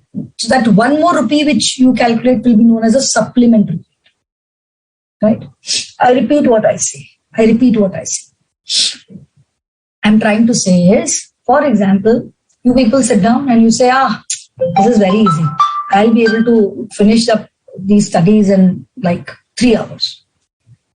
Now, actually, this was a wrong plan. This can never be done in 3 hours. This will anyways require 5 hours. So you calculated your things as per 3, but it actually required, 5, right? So what is going to happen? You had a higher absorption rate, right? You had a higher absorption rate, right? Which was actually wrong. Now, think of the other way around. You decided, just a second.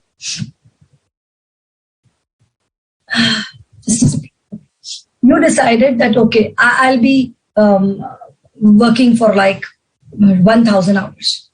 But actually, there was no possibility that I will get work for like 1,000 hours. I'll be getting work only for 700 hours or 600 hours. Or this particular expenditure which I calculated would be 10,000 rupees. But actually, it was not meant to be 10,000 rupees. It was always supposed to be like 11,000 or 11,500. Are you understanding? Means my plan was defective. Now, something which is a defect, something for which I can't do anything about it. Now, what do? I can't, because this defect, if I will not change my overhead rate, recovery rate now, it will continue. So what do I need to do? I need to recalculate my overhead rate. And this, we call it as normal reasons. That because these are not in my control, this is a defect. I need to rectify this defect. Let me put it like this. So what do? You calculate a supplementary rate. You recalculate and say, okay, this much we were not able to recover these overheads. These were for these reasons. So what do? Now this reason, which is not in my control, I can't do anything about it because the expenditure is not going to be 10,000. It's going to be 12,000. What do? I calculate a rate again, right? And that rate will be a supplementary rate. Right? And that rate I will use for increasing the value of my goods which are sold, or the goods which are there in my stock, or goods which are still there in my production. But under recovery or my not able to recover the overheads is something which was controllable, means like I am responsible for it. The expenditure was not supposed to be 12,000. It's my mistake that it was 12,000, right? Some people call it defective planning, but defective planning, you can understand it in 2 ways, right? So when you read the CA text material, they'll say this defective planning, they say, okay, this is abnormal. This is because of you. I can blame it to the respective person. Now, when I say blame it to the respective person, is that you are no need to change the overhead rate, but this rate is fine, but the overhead we were not able to absorb this overhead because of XYZ reason, and this reason I can say is purely because of the people who are in charge of doing this work. Now that is an abnormal cost. So anything which is abnormal, I can't increase an overhead. What do? I need to treat it as a loss. I need to put it or debit it where? Into a costing P&L account. So that's the logic behind over and under absorption of overheads. And what do I do if there is under absorption of overheads? So first of all, I will tell you what do I do. Everything will be given to you in the question. First of all, how do you solve a sum? Please write it down. You will be given actual hours worked. Right? You will be given actual hours worked.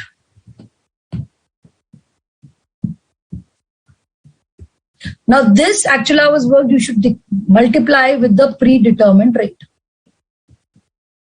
Predetermined overhead rate. Now what does this gives you? This gives you overheads recovered. This is overheads which you have recovered. This is actual overheads recovered. Now you compare this with overheads incurred. When you are comparing it with overheads incurred, please remember there should be overheads. Do not consider anything which is not an overhead. Do not consider anything which is not an overhead. Like, for example, the expenses were more because there was a court order and I had to pay some money to the workers. Now, this court order is not an overhead. It does not happen every year. Some kind of a problem happened due to which there was a case and you ended up paying more money. Now this cannot be an overhead, right? Overhead means when we are producing, when we are manufacturing a wood, what are the expenses which we do, which will facilitate the production and the marketing and the sale of the product? They are overheads. A court order coming up out of the blue because of which some penalty had to be paid. Now that's not an overhead at all, right? You will not consider it. Any kind of obsolescence which happens. Now guys, this obsolescence is not an overhead. It may happen, it could have occurred because of some reason. Right? So please, it will be given to you in the question. This would be given to you in the question. Please remember that. Right? So we'll take up the overheads. Now, I up the board. That means actual overheads incurred minus overheads recovered. Now here you get a figure. Let's say this is 10,000 and you could recover only 8,000. Then this 2,000 is under absorbed.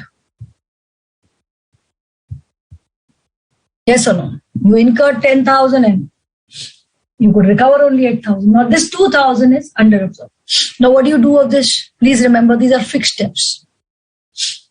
Question will tell you what are the normal reasons and what are abnormal reasons. It will be given to you in the question. We'll solve it now. Right. Now let us say I tell you that 60% is normal and 40% is abnormal. Now what do you do? What do you do?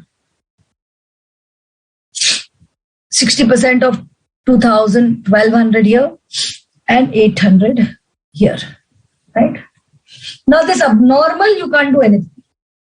This abnormal overheads, you can't do anything because this, the person who was in charge needs to be blamed. So I can't charge it off to my goods now, but this is a loss. So what do? I just pass an entry, costing profit and loss account debit. It's a loss, so I debit it, and overheads are credited. You simply credit it and finish it off. right? Am I clear? Now, what do I do for these 1200?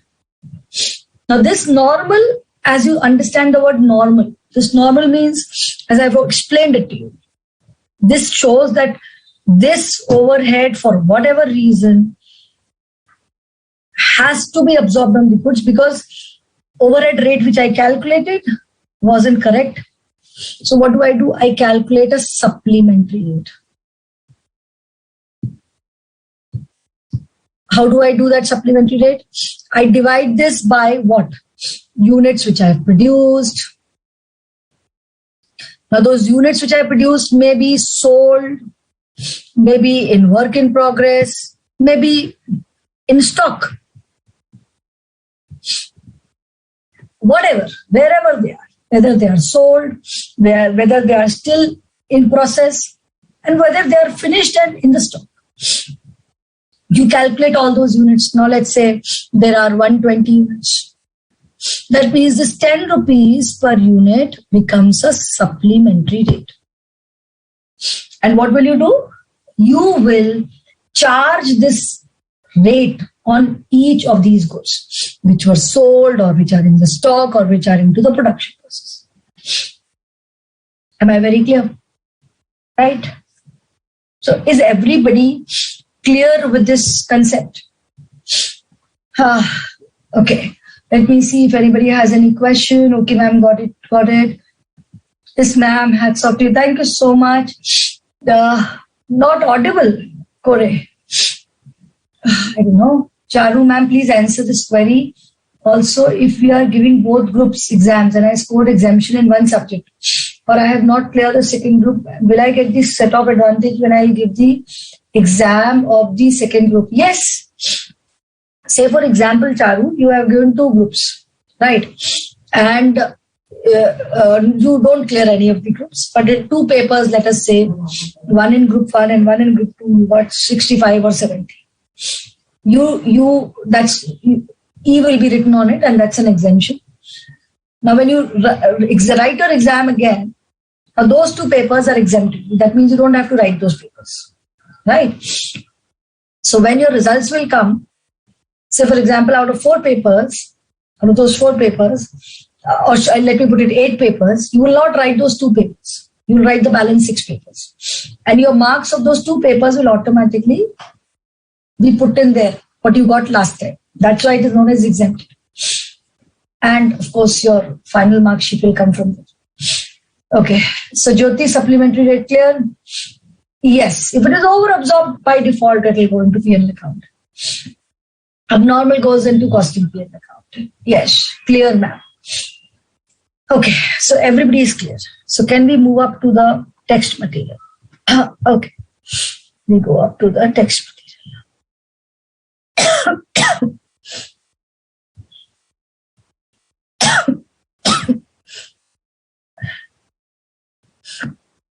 Look at it. So they tell us we have a predetermined rate. Now, the situations of under and over absorption can be summarized. When the absorbed amount is less than the actual amount, it is called as under absorption. Similarly, if it is more, it is known as over absorption. They have tried to give an example for the same. Right? Okay. Can we directly do a sum? Right? Let's do this sum. Right? The total overhead expenses of a factory is 4,46,380. We'll try to follow the steps which we have learned, and we'll do that. Taking into account the normal working of the factory, the overhead was recovered in production at the rate of 1 rupee 25 paisa per hour. So we have the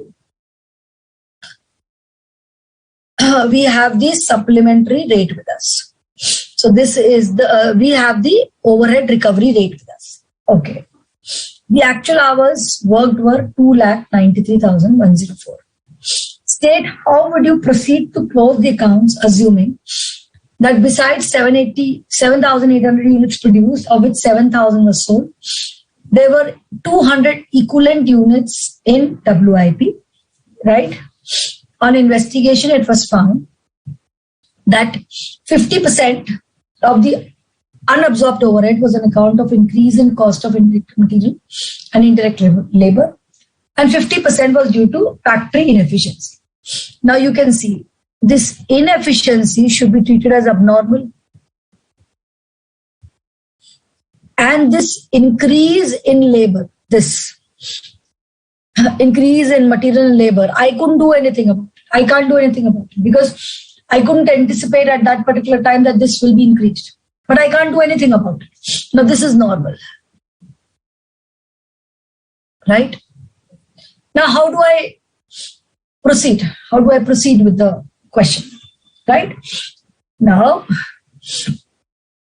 they have said overheads, actual overheads incurred.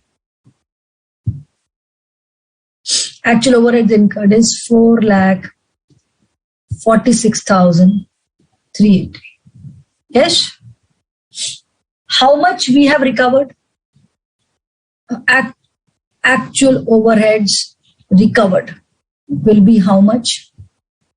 It will be 2,93,104 hours into 1 rupee 25 paisa. How much is it? Can we calculate? How much is it? It is 2,93,104 into 1.25. It is 3,66,380. Now this is overheads incurred and this is overheads recovered. So what is under absorbed? How much is under absorbed? 446 minus 366. Yes or no?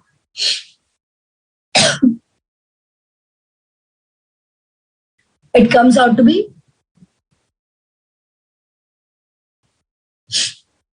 80,000. 1, 2, 3. 80,000 rupees. Now what do I do of this 80,000? I'll have to divide this 80,000 into two parts. One is normal reasons and the other is abnormal reasons. Yes or no? Both are 50%. Can I rub the board? Can I rub the board? Okay. So I clear. So my under-absorbed overhead, I divided normal reasons is 40,000. Abnormal reasons is also 40,000. Now this abnormal, I can't do anything. I'll have to put it into costing P&L account. Debit, overhead account, credit, 40,000. This will be done. But what about this normal? For this normal, I'll have to increase or I'll have to find out a supplementary rate. That means my production rate is not 1 rupee 25 paisa. It should be more. So I need to find out a supplementary rate. So for supplementary rate, let's see what do I divide it with. Now they have said 7,800 units were produced, of which 7,000 was sold. Okay, that means 7,000 sold. That means 800 are in stock and 200 are in WIP. That means how much total? 8,000 units. Yes. So how do I find out my supplementary rate? 40,000 divided by 8,000. How much does it come out to be? 8 5s are 40. So what's my supplementary rate? My supplementary rate is 5 rupees per unit. Now what do I do? What do I do? Can I rub the board? Now you have got the supplementary rate. What do I do? My goods which was sold will be where? They'll be in the trading account or they'll be in the cost of sales account. So what do I do? Cost of sales, 7,000 into 5, right? 35,000 I will debit in the cost of sales. Yes? Yes, 7,000 I'll debit it in the cost of sales. 800 I'll put where? 800 into 5, 8 5s are 40. 4,000 I'll put it into your closing stock. And WIP is how much? 200. 200 into 5, 1,000 I'll put in where? In my WIP. So what will be the accounting entry? Cost of sales debit, 35. Closing stock debit, 4,000. WIP account debit, 1,000. To overhead control account. Is everybody clear? Is everybody clear? Let's see what ICAI has to do. They calculated a supplementary rate. Then they passed the entry. Finished goods, WIP, sales. Are we very clear? Yes. Then they have talked about administration overheads, charging to P&L account, right? That's a flow of cost sheet. Control of administration overheads. All this is basically here till now we were talking about factory overheads. Now here they begin to start talking about the administration overheads. What do you mean by administration overheads? What do you treat? Obviously, administration overhead which relate to production will go into cost of sales, but anything which is not relating to production will be treated as will not be a part of factory cost, but it will be added up later. This, when you will be doing your cost sheet, you will become clearer. This they have given up. Okay. Now this is a question, right? Which is a very simple question, but it is a mathematical question. This is not a question of overheads. This is a mathematical question. I would like each one of you to solve it and come up to me tomorrow, right? If you are not, tomorrow means the next class, right? It's just a question of how good you are with your mathematics, right? Then they talk about selling overhead. Where does selling overheads go? So selling overheads is, if you remember your cost sheet has been taught to you or not, but I'm just trying to put in a cost sheet so that you understand. This will be taught to you in cost sheet. So direct material, direct labor, direct expenses. This is known as prime cost.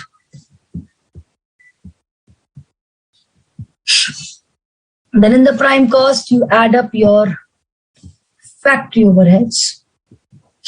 You get your factory cost. This is gross. You add up your opening WIP, subtract closing WIP, subtract any scrap which you sell. You get out with the net factory cost. Then you add up the administration overheads. You get out with cost of production. Then you add up the opening finished good value and subtract the closing finished good value. You get out with the cost of sales, the cost of goods sold. And in this cost of goods sold,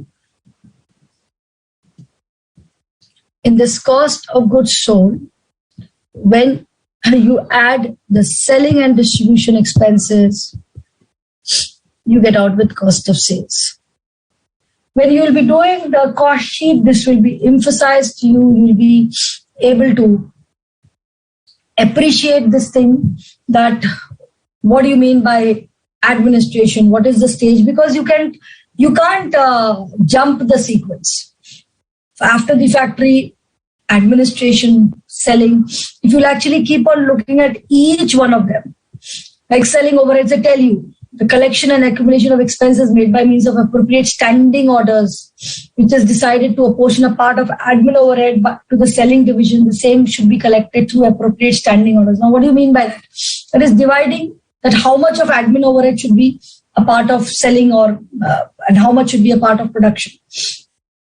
In case of admin overhead, it is not easy to determine an entirely satisfactory basis for computing the overhead rate for absorbing selling overheads. The basis actually adopted are how many goods you have sold, gross profit on sales, number of orders which you executed. So they're just telling you how do you absorb it, right?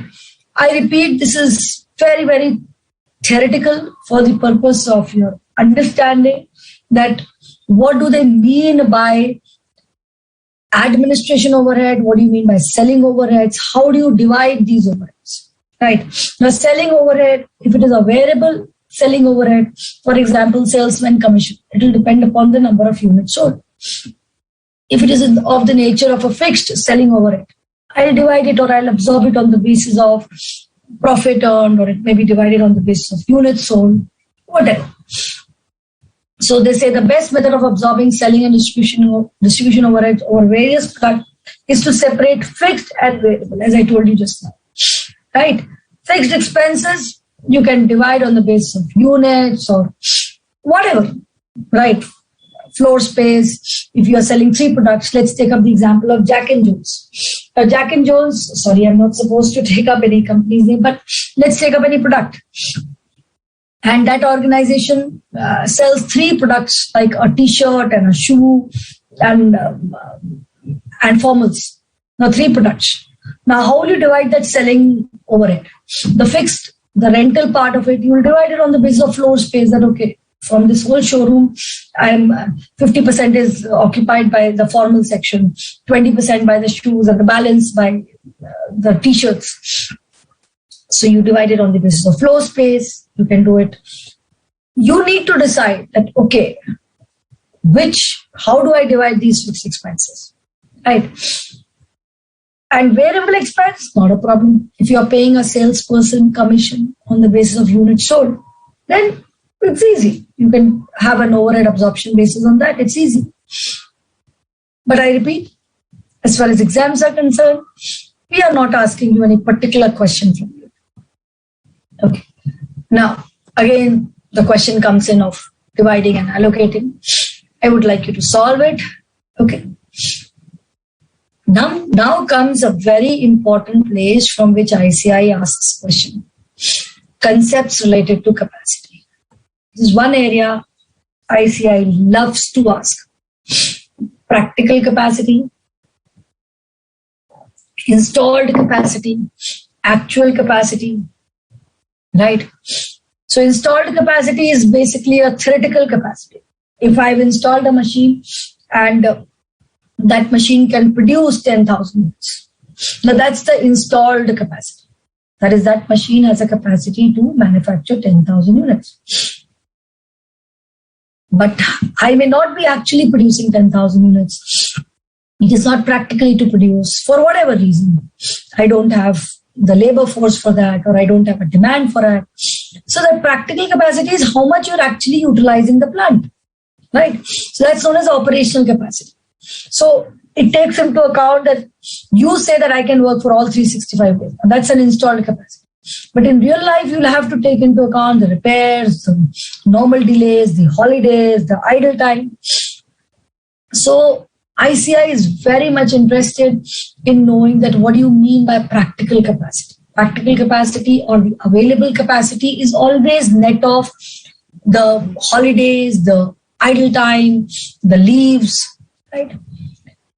So here they say if your installed capacity is X, then you need to subtract time lost due to maintenance or holidays or due to normal time lost due to batch changes. You'll have to subtract that, and then only you'll get your normal capacity. And from that normal capacity also, which actual capacity and normal capacity are also not same. Actual capacity is, if your installed capacity is like say 10,000 units and you actually produce 6,000 units. So their actual capacity would be 6,000 divided by 10. Idle capacity, I think all of us know. Idle capacity when the plant is not working, and that idle capacity can be normal or abnormal. Normal is something like if there's a shift change, right? Obviously, there is a time which is lost and I can't do anything about it. I explained this while I taught employee cost also. An abnormal idle time would be, which is like we are not providing them with work, or actually there was no availability of raw material due to which work could not be done. So you need to understand that abnormal idle capacity may be because of the reason which you can actually, if you want, you can actually do away with. A normal idle capacity, you can't help it. As I said, shift may change. So from one shift to another shift, there could be 15 minutes loss. Now, that loss is inevitable. You'll have to accept that loss. But a loss happening because raw material was not there, now guys, this you can always reduce. So abnormal idle capacity is when you're not working or the machine is not working because of absenteeism or non-availability or whatever. Institute is very interested in how do you treat idle capacity. We have already discussed this when we talked about an employee cost. If it's a normal idle capacity, it becomes a part and parcel of the cost of the product. But if it is an abnormal idle capacity, it will become as a loss, and it will be treated as abnormal loss, and it should be charged to profit and loss account, right, or P&L account. Now here certain things are there. How do you treat packing charges? How do you treat depreciation? Somebody was asking about primary packing. See, ICAI has given primary packing is necessary for convenient handling. It becomes a part of production cost, right? Anything which is for facilitating production becomes a part of distribution cost. So they're just telling you that how do you treat different kinds of packing. Fringe benefits. There are additional payments which you make to the workers. These benefits are given in the form of overtime. Now you have done it in employee cost. Anything which is like over and above, which is not directly related to production, will be a part of overheads. So they say any indirect benefit stands to improve the morale, loyalty, is considered to be large. It may be recovered as a direct charge by means of supplementary wage or labor rate. Otherwise, they may be treated as a part of production overheads. All these indirect payments are nothing but production overheads. So bad debts, technically speaking, bad debt should not be a part of cost accounting, right? As far as I'm concerned, bad debt is not cost. Bad debt should be considered only as far as financial account systems, right? Training expenses, if it is industrial workers, and that can be a part of training, production cost. If it is not relating to that, it may be treated as a part of admin or sales. So they have given you different expenses. You may read it and basically try to understand. If there is anything which you feel you have not understood, you can always come back to me. Now, guys, I would really like to discuss few questions here. Unsolved questions, right? Let's take up question number 5, all of us. Let's take up question number 5. Right? Okay. Let me look if there is any question. Thank you, ma'am. It's clear. Yes, ma'am. I'm asking about the set-off advantage of first group with the second group.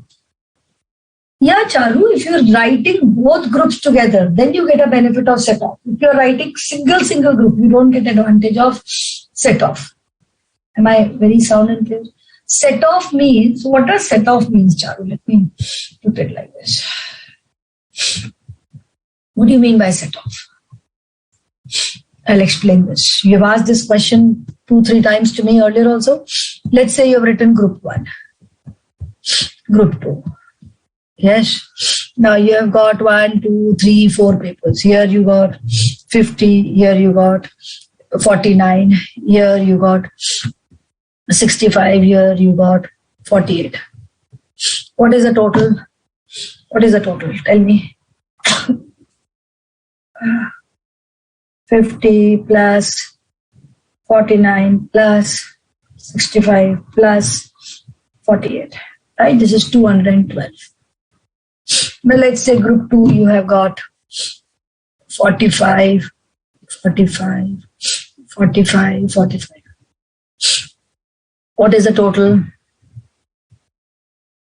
This is 180, right? When you say set off means I'm going to add these two, right? How much does it become? 392. Now you have passed this group, but you have failed this group, right? Now, if I change this,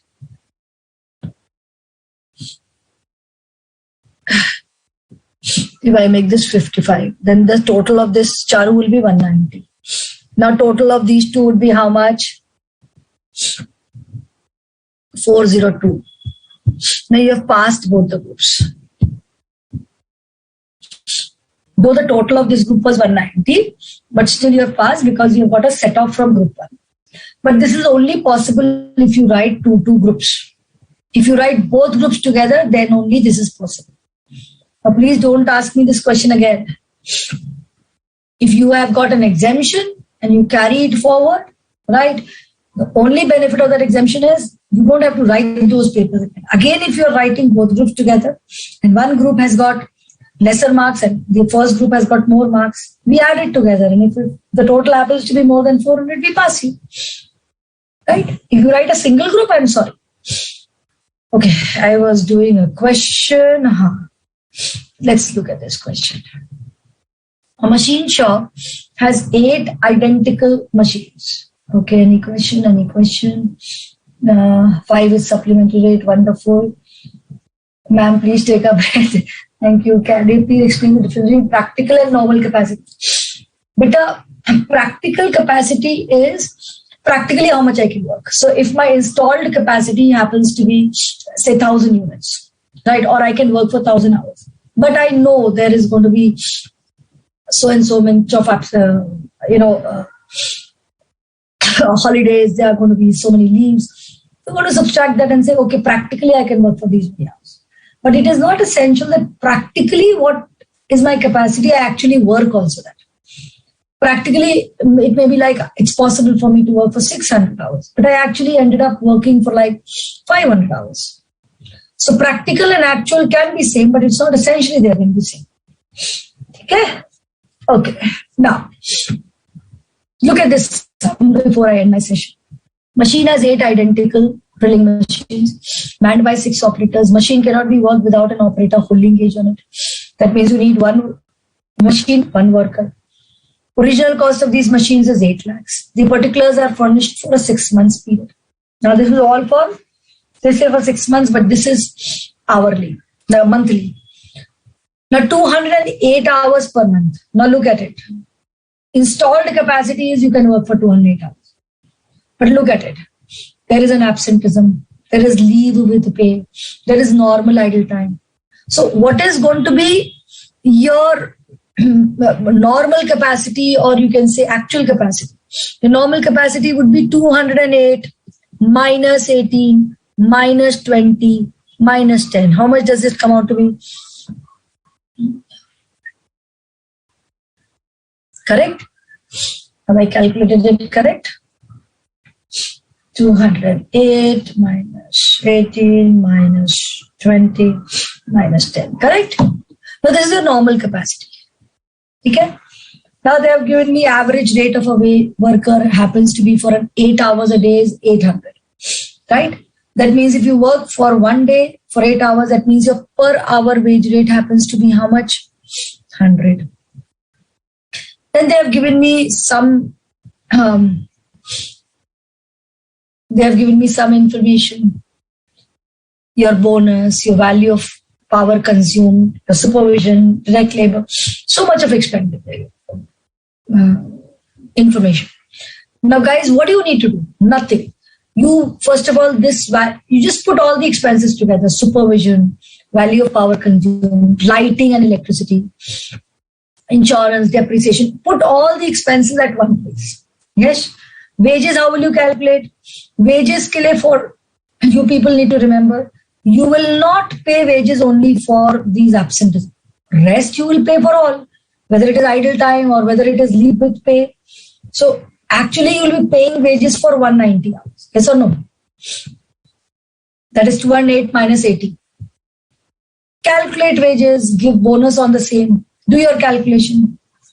Now you will divide them by how many hours? You will not divide it by 208 hours. You should divide it by 160 hours if you are putting everything monthly. So this is a very good question. Each one of you should practice. Right. Similarly, look at this question. In a manufacturing unit, a factory overhead was recovered at a predetermined rate, 25 per man day.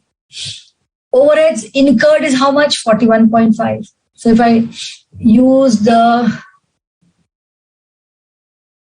so overheads incurred is how much? 41.5. And 1.5 lakh man days were worked. And how much is your predetermined rate? 25 per man day. So overheads recovered is how much? Recovered would be 1.5 lakh into 25. Yes or no? How much does this come out to be?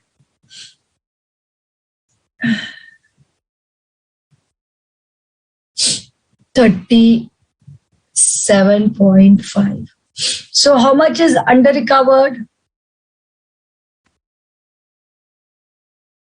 4. Now what do? You will divide this between normal and abnormal. So see, 60% is due to defective planning and rest were due to increase in overhead cost. So what is because of defective planning is abnormal. That means 60% of 4 lakh, that is 2.4 lakh is abnormal. This will go where? Into costing P&L account. Balance 1.6 lakhs, I will calculate a supplementary rate. How do I calculate a supplementary rate? 1,60,000 divided by how many units? 40,000 units are produced, 30,000 were sold.